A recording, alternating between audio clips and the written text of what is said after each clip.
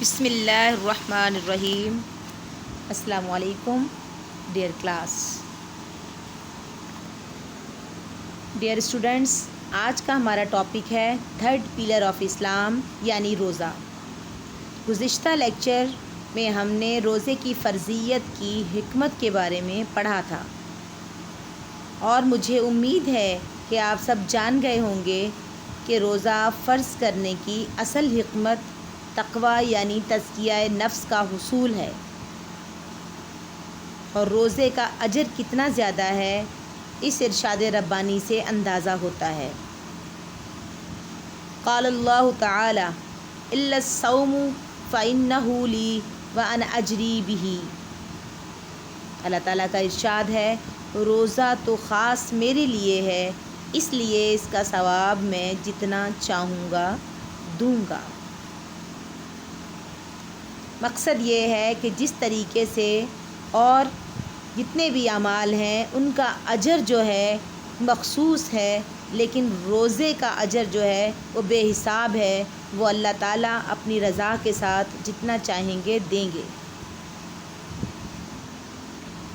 Dear students, آج ہم پڑھیں گے کہ روزے کے اجتماعی فوائد کیا ہیں، اور رمضان المبارک میں قرآن حکیم کو نازل کرنے کی حکمت کیا ہے،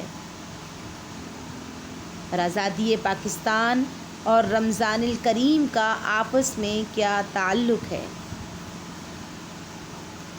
اور بے اثر روزوں کے بارے میں بھی جانیں گے۔ سب سے پہلے ہم مقاصد تدریس کو سمجھتے ہیں۔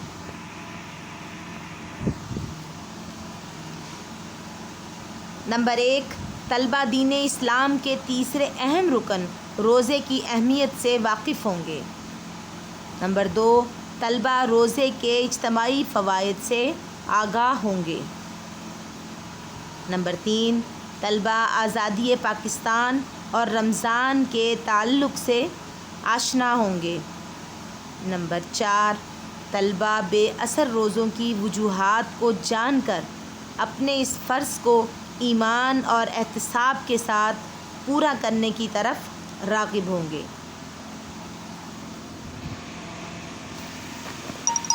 ڈیئر اسٹوڈنٹس، روزہ رکھنے کے اجتماعی فوائد یہ ہیں۔ نمبر 1، مہینہ بھر بھوکا پیاسا رہ کر انسان کو دوسرے کی بھوک پیاس کا احساس ہوتا ہے، اور دل میں ناداروں کے لیے ہمدردی کا جذبہ پیدا ہوتا ہے۔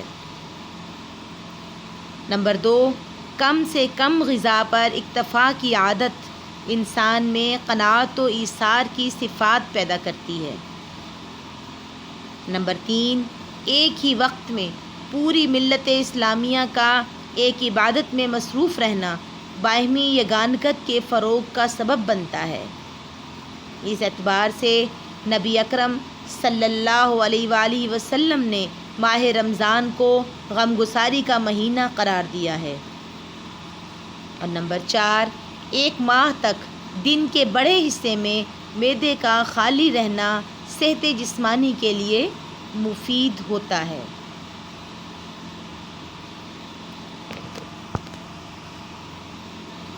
رمضان المبارک اور قرآن حکیم۔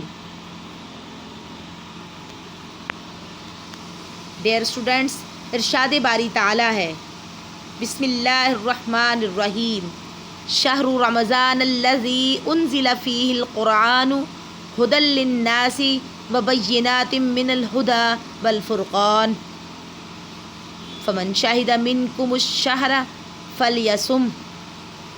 سورۃ البقرہ آیت نمبر 185۔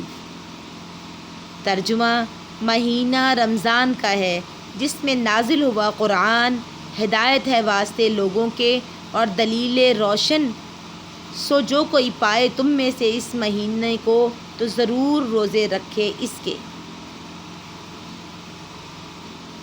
نزول قرآن کی اس مہینے میں روزوں کی فرضیت یہ معنی رکھتی ہے کہ انسان جب تک روزوں کے لیے تقویٰ حاصل نہ کر لے وہ اس پاک کتاب سے جو متقیوں کے لیے ہدایت ہے کما حقہ فائدہ نہیں اٹھا سکتا۔